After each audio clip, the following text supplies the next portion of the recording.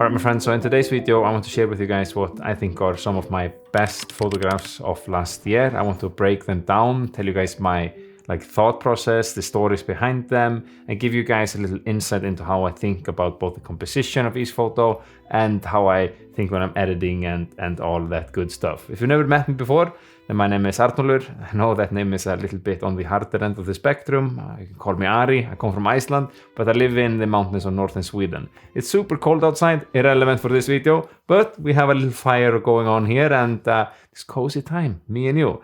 Anyhow, the first photo we can throw up is this one right here. This shot was shot in the beginning of this year.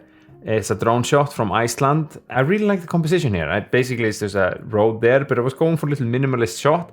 Now, it's not one of my all-time favorites or anything, because we had the snow, as you can see, it's not that much snow. And you can see the ground underneath, and I've never liked that. Okay, it might give a little bit of a texture and whatnot, but if it would be just completely snow covered, then I think this photo would have been a little bit better, and you just have this road winding down. Now this is shot on the 70mm lens on the Air 3, and I'm pretty happy. Not my best, but definitely nice. And the before and after edit is quite heavy here, and here you can see that I was drawing up the whites a ton just to get the feeling that there was more snow than it was. But yeah, pretty happy all around. Is it printable? Maybe, but maybe not sellable. But on to the next one. I also think that the structure of this video is just going to be from the beginning of the year, and then we just take the entire year. Now here's a photo that I'm really happy with. The story behind this one is that this is where my father has his house. It's out of Reykjavik in the countryside, but still a little bit close there. And it was really foggy, super foggy this morning. You couldn't really see anything. But I was kind of had a hunch that it might be just low fog, so I decided to try to put the drone up. And you know what? It was awesome. I mean, being this above the fog makes everything just really pretty. And there's a sunrise photo, and what you're looking at there in the middle, the smoke that you see, that is actually the geothermal energy plant. So there's a geothermal energy plant not that far away, and it blows up a lot of steam. And I thought framing that in the middle there, it would make it look really cool. And then I'm playing around with the light there. And we have the sun here on the left side. Is that left side for you? Or which? At least how I'm looking at it here. And I was enhancing the light there. And then I was decreasing a little bit with the light within mask in the foreground, helping just to draw the eyes to this place here. Overall, pretty happy with this photo. I think it turned out pretty well. The next one is actually from the same exact day. I think it's the same session. It might be a little bit later in the day. This is the same section. So this is just, I flew the drone really, really far away. This is kilometers away. And here you can see the fog. And this is, if you look closely there, you can still see the geothermal energy plant. But this, I think, is 25 different photographs. So I'm taking 3 photographs. I usually do that with my drones, that I use auto bracketing for 2 reasons. If I take multiple exposures, then if my exposure off, I can pick one. Or I have the option also to combine them into a HDR photo. And here I'm basically taking 3 photos here, 3 photos here, and then pointing the drone here, 3 photos, 3 photos, 3 photos, 3. I'm taking a full panorama up and down, and this is stitching together 25 shots, and we have this massive photo right here. It also gave me the option to do a crop, the 4x5 classic for Instagram, and overall I think this was pretty nice. Now the editing here, I do have videos on it somewhere, but I'm basically enhancing the sunlight a ton, or the sun, I think this was the sunset or sunrise, can't really remember, and with a radial filter, and just thought it turned out pretty cool. All right, so next up is a top-down shot, also with the drones, and I'm just realizing that I'm just showing you kind of drone shot. I really like drone shot. It's not the only photography that I do, but aerial photography, I mean, it's just magical. I mean, not only is the fact that you have a flying camera, which is just insane when you think about it, but one thing that I've always loved about drone photography is that you have so much freedom with the composition. You're not limited to your 2 stupid feet where you have to run somewhere or you know, the ground. But you can really take your time finding the perfect composition, which I think is it's so coded. I love it. But here, this is a top-down shot of a Wrangler, and me and Peter Lindgren, we were last summer up in the Icelandic Highlands, and we were driving to a place, and it's been raining a ton, like incredible amount of rain. And this is like a river, and it was just totally uncrossable. It was so much water, and we were thinking if we should do it, but like when in doubt in Iceland, just don't fucking do it. But the photo was pretty cool. It feels like you're going in like into nowhere, and I'm really, really happy with it. Now, since we are on the Wrangler, then 2 honorable mentions here. Maybe not like my best photos of all time, but both this one and this one I really like. There's a lot of negative space, which I think is like really cool. And then I'm centered in the car in the middle, and the car just look awesome. And we're on the, like in the Highlands, where it's like a black sand desert. How do you say it in English? Desert? No, that is like something you eat, right? But the black sand desert was really cool, and in the contrast with the orange Jeep, it just looked pretty damn sick. So both of these photos have an honorable mention, in my opinion. And like, one thing I need to be honest with you guys too, like, this has not been my best photography year. Some years I've like gone out so much to take photos. This has not really been that year. It's not that I'm not motivated. It's just like, I feel I've just been focusing so much on the content side, and then I got 2 small kids, and it's just been so much with the business and everything. So I haven't been able to push myself as much, and I feel like my photos have stagnated a little bit. So I'm gearing myself up to do my second 1-year challenge on Instagram, where I'm gonna post the entire year. I'm gonna post 1 photo a day on Instagram. The aim with a challenge like this is just to constantly having to do something to push myself. So then I need to go out constantly, like once a week or every other week, or as often as I can, because I have to have a bank of photos to be able to post. So last time I did it, I took my photography from being like pretty shitty to pretty decent, at least as decent that I started to get my first jobs. Like, there was a watch company that saw my photos on Instagram and sent me a DM like, hey, you wanna work? And first time I got paid for, not the camera. I've done videos for years prior, but as a still photographer. So that was pretty awesome. So I'm gonna do a 1-year challenge next year, and feel free to join me if you want. And then let's see. So photos after that, I would have to say, is this photo right here. This is a pretty epic shot, another aerial photography. This was like, I've seen this photo before, and this frame is pretty classic. If you're in Iceland, you can find it too. But it just looks so awesome. And the story here, we were driving in the Highlands, me, my wife, and our 2 kids, and we did not like, I was pushing it.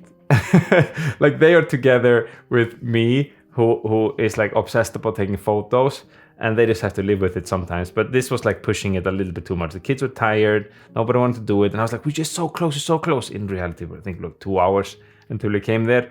And I think many of you watching, your family, you've probably been in this situation. But I mean, the photo turned out good, and the memories are awesome. We had to hike up there on a little hill, flew the drone up, and bam, got this shot here. Now, the editing, pretty basic to how I edit. Just find some tutorials. I'm always thinking about the light, how I'm gonna shape the light, and figuring out what is the focus of the photo, like the subject, and then I'm trying to isolate it in some way. Now, next up is, ladies and gentlemen, if you're like, I don't know if you're gonna believe me or not, but it's another aerial photography photo, and that is, my friends, this photo right here. Now, this is in Sweden. I just moved up to the mountains here. I've been living in Stockholm, which is the capital in the city, but we moved up here, and this is just outside of my house. And there's like this small little shed there on the field, and these were used to have like grass in them back in the day, but now they use like these plastic rolls. I'm sure you guys have them in your country as well. And I've been hiking there a few times down. There's a lake close by, and I'd always thought, wow, it would be really cool if I capture a photo there in the sunset to get a long shadow. So once we had these perfect conditions, I put it up here, and it looked just absolutely stunning. The long shadow is awesome. There were a lot of things in the foreground that I did not really like. Now, I used generative AI. I know, sorry. Oops, did I really say that? To remove the foreground there. And I think that did a whole lot to clean up the photo and make it look really, really nice. And another honorable mention too from the similar time is this photo right here. I don't take a ton of photos of people. I'm mostly doing landscape and street photography too. And in my street photography, I treat it like it's a landscape photo. I'm like the streets are the rivers and the buildings are the mountains and whatnot. I'm not that keen on going up on people's faces. Do love seeing people that take photos like that. I really enjoy it, but it's just not my cup of tea. That was my British accent. It sucks, I know. But this is just, I was taking with a phone, the Xperia. I really enjoy backlighting photo. Like when in doubt, you can sometimes just backlight. That's something my friend who's a filmmaker says to me from time to time. But it's kind of true. It just, everything looks really cinematic when it's backlit. I used the sun, framed her up at exactly the sun. Asked my wife to be like this, how do you say, the posture, the still, I don't know how to call it, but little pose, and I thought it turned out really, really, really well. Now here are two other photos that I think turned out pretty good. Not like my all-time favorites, but they look pretty nice. And these ones, I mean, I'm playing a lot with like minimalistic shots and a lot of negative space. We had this morning where it was just incredible fog. It was out here where I live and it was late autumn. Everything was spooky and dead. The leaves, not the people. That would have been really spooky. But and I would probably not photograph it and put it on Instagram. But this looked like pretty sick, and I was just playing around with the negative space and seeing how I could frame things up there. Now, by the way, I run a online community for photographers. I call it the Darkroom. If you're interested in joining, then there are some spots available. I can leave the description down below. It's basically a space for people like me and you who are like totally obsessed about photography to come chat about photography, push ourselves to become better and develop our skills, learn from each other and all that. It's a paid community and you get access to all of my digital products as well as courses. There are also like lectures, quarterly lectures, and a bunch of other cool things. We have like a monthly challenge, which I think is really awesome. It's like meant to just push ourselves to try out something new. And yeah, I mean, it's really fun. It's an awesome network. I think we're like over 60 members at the moment. And if you think you have what it takes and you want to join us, then by all means, check it out. Description down below. And by the way, I will do like the 1 year Instagram challenge together there. And I think that will like help a ton because that commitment, it was really hard and did it totally alone last time. And together there, I think we can like really push ourselves to make that happen and become so much better together. So yeah, if you're interested, then by all means check it out. If you're not, that's totally fine too. I mean, I still support you and do the 1 year Instagram challenge. I mean, whether you do it with me or alone, I promise you that one really took my photography to a whole new heights. But here are two photos that I loved. So this one is from a volcano that erupted in Iceland. I mean, this is just like 40 kilometers from Reykjavik. It's absolutely insane, which is the capital of Iceland. Now, when I came here, there was no way to get close to the volcano. Or that depends on what you think being close to a cool volcano is. You could not hike at it. So this is actually, the drone is 6 or 7 kilometers away from me. I pushed it so far and there was also a lot of wind against me this day. And I remember putting the first battery up, and when I came to the volcano, it was 50%. So that meant it took 50% of battery of driving in, flying there.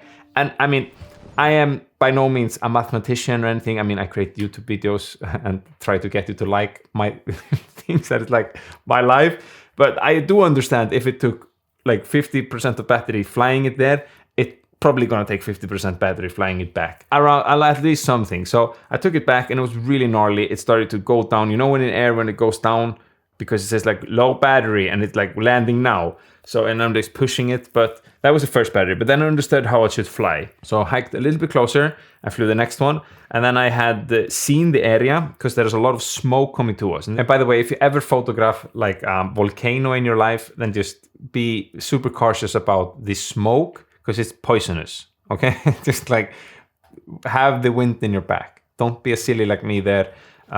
It was a little bit gnarly. The wind was coming in this direction, but we did the first shot here. And since I've flown it once, and then I knew that I can probably, like, I knew the area, so I can do it again.